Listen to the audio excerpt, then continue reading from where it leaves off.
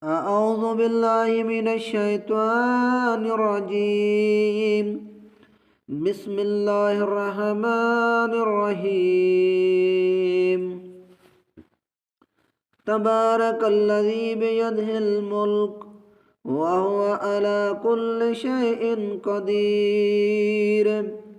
الذي خلق الموت والحياة ليبلوكم أيكم أحسن عملا وهو العزيز الغفور الذي خلق 7 سماوات طباقا ما ترى في خلق الرحمن من تفاوت فارجع البصر هل ترى من فطور ثم ارجع البصر كرتين ينقلب إليك البصر خاسئا وهو حسير. ولقد زينا السماء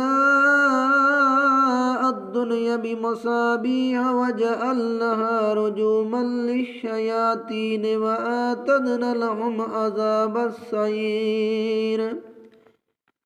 وللذين كفروا بربهم عذاب جهنم وبئس المصير. إذا ألقوا فيها سمعوا لها شهيقا وهي تفور تكاد تميز من الغيظ كلما ألقي فيها فوج سألهم خزانتها ألم يأتكم نذير قالوا بلى قد جاءنا نذير فكذبنا وقلنا ما نزل الله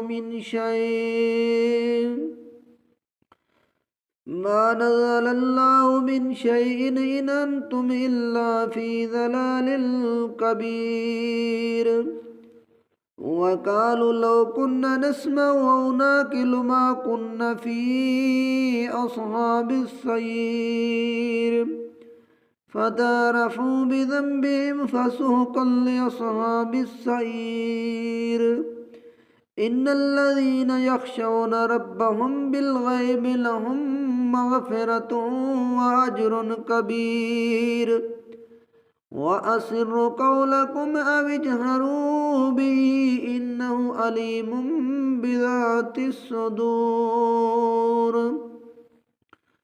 ألا يعلم من خلق وهو اللطيف الخبير.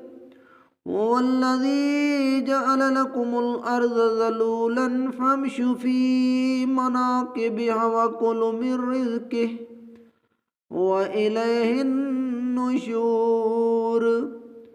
أأمنتم من في السماء أن يخسف بكم الأرض فإذا هي تمور أم أمنتم من في السماء أن يرسل عليكم حاصبا فستعلمون كيف نذير. ولقد كذب الذين من قبلهم فكيف كان نكير. أولم يروا إلى الطير فوقهم صافات